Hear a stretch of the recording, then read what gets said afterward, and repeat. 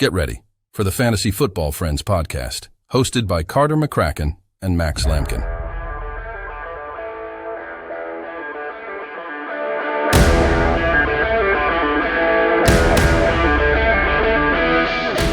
What is up, Fantasy Football Friends? I just want to start this off by saying thank you guys so much for this recent support on our live streams. I've been having a lot of fun interacting with you guys, just talking fantasy. So we're going to be doing a little bit more of that headed forward. That is why you see a little bit less videos being put out right now. So we're still working on finding a balance, how that's going to work, but we really do appreciate everything you've been doing on that front. So today I'm going to be doing QBs, sleepers, busts, and locks for week 5. Obviously, the Thursday night game has already been played, so there won't be any Bears or Commanders, and then obviously the buys. But let's just get right into it.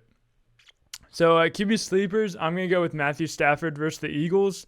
He is third right now behind Tua in passing yards and Sam Howell as well, but that obviously does not count really because Sam Howell has played an extra game, averaging 307 passing yards a game with only 3 touchdowns. So I think that regression will be a positive one. 5 turnovers. We kind of do see turnovers from Matthew Stafford. That's just kind of how he plays the game. Nothing to be too concerned about. And Cooper Kupp's back in town. So that's his touchdown machine.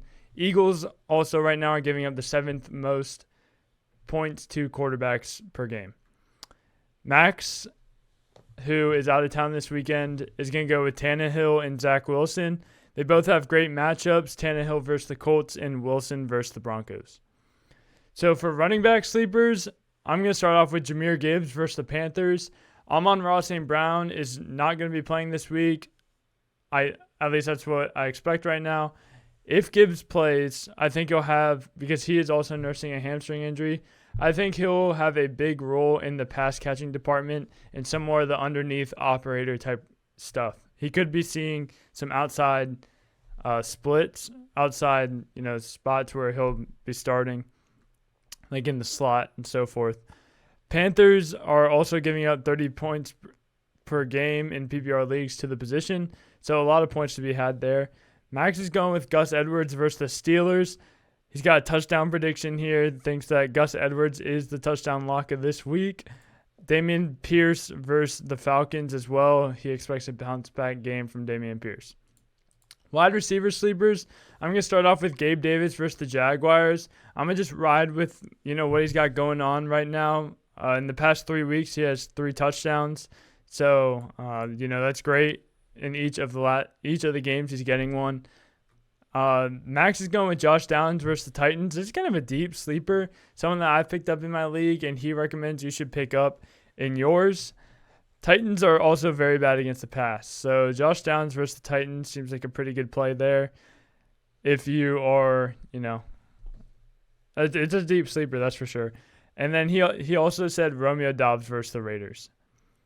Tight ends, I'm going to go with Zach Ertz versus the Bengals. If you guys know me, I've been advocating for Zach Ertz since the preseason. Target machine, whenever he's playing, whenever he's healthy, he is a top tight end to have.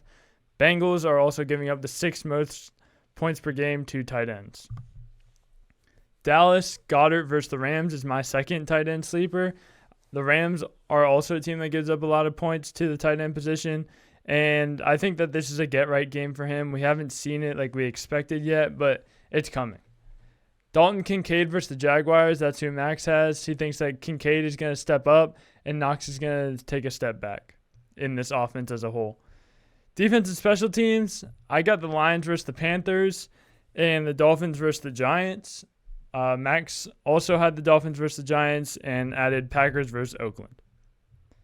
So for quarterback busts, I'm going to start with Zach Wilson versus the Broncos. Although the Broncos defense is kind of like a revolving door, I don't think he's going to live up to the hype that he's getting after that Kansas City game. I just don't believe it yet. Max has Derek Carr versus the Patriots. He's going to be playing injured again. And we saw what it was last week. It was just dumbed down to Alvin Kamara. Nothing good for the receivers. So Derek Carr versus the Patriots is his bust. Running back bust, I'm going to go Najee Harris versus the Ravens. Najee Harris right now is getting stuffed before the line of scrimmage in a fourth of his carries. So I think a lot of the woes we see with Najee Harris aren't due to his actual skill. It's more just the fact that he gets no room whatsoever. And the Ravens have yet to allow a rushing touchdown this season. So they're a tough rush defense. Najee Harris is getting stuffed behind the line of scrimmage. It's just going to be a rough situation for him. Rough day for the Steelers, I believe, in general. And Kyron Williams against a great Philadelphia run defense is Max's bust. Wide receiver bust, I'm going Sky Moore versus the Vikings. Vikings giving up the most points to wide receivers per game. So this actually looks like a great matchup, high-powered Kansas City offense. But if you look at the stats, if you break it down, Rashee Rice is out-targeting him. Kelsey's obviously out-targeting him. And other guys are getting good work as well. Over the first 4 games, 3 targets in week 1, 4 targets in week 2, 6 targets in week 3, and 2 targets last week. 0 receptions in 2 of those games. So, Sky Moore just has not lived up to his potential. Even though this is a great matchup, I think you should stay away from him. Chiefs like to spread the ball around a lot. Saints wide receivers versus the Patriots is who Max is going to pick. This is contingent on if Carr plays. If Carr is to play, you sit the Saints wide receivers. If Jameis is to play, he actually does not mind starting Michael Thomas and Olave, as well as a potential Rashid Shaheed start as well. Probably in the flex position. Tight end bus, I'm going with Kyle Pitts versus the Texans. I do not like Kyle Pitts as a fantasy player, and we'll pick him every single week for the rest of the season. You can count on it.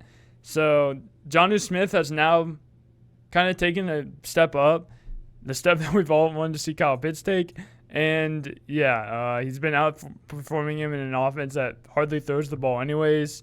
Still has Drake London, so too much competition, too little volume. Hunter Henry is who Max is going to go with versus the Saints. There's a good Saints defense. He really likes it, so he suggests to stay away from Hunter Henry. Also mentioned that tight end is a rough position to, predict. So, I'm with him there. But I got Kyle Pitts, so easy for me. Defense and special team busts. I'm going with the Eagles versus the Rams. Max is going with the Rams versus the Eagles. So this game is projected to be a shootout in our estimation. So stay away from both these defenses. So my lock of the week is going to be Derrick Henry versus the Colts. I don't know why I ever doubted the King. I had him as my RB1 headed into the season. I don't think he's going to end there anymore just because of, some of the trends we've been seeing. But, to ever doubt Derrick Henry is a crime. It should be, at least. I should be arrested or fined or something. So, this is King Henry, AFC South. He tends to dominate in these matchups. Yeah. Derrick Henry, my lock of the week. Max is going to go with Breece Hall as his lock of the week.